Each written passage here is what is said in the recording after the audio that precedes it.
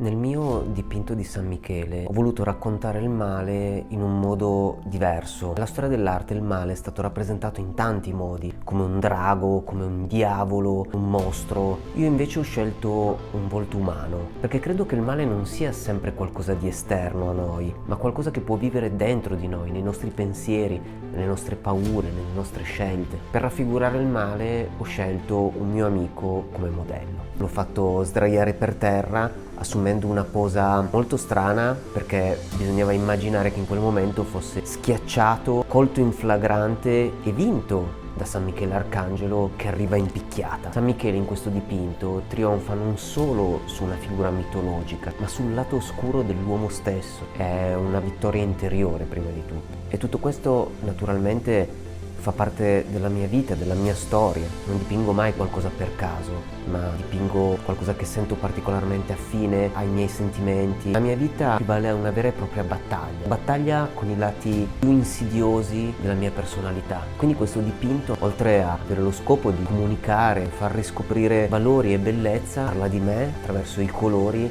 e attraverso un'immagine. Sono questi i motivi per cui credo che l'arte sacra dovrebbe tornare a parlarci così, con simboli antichi ma con un linguaggio umano, vicino, vivo.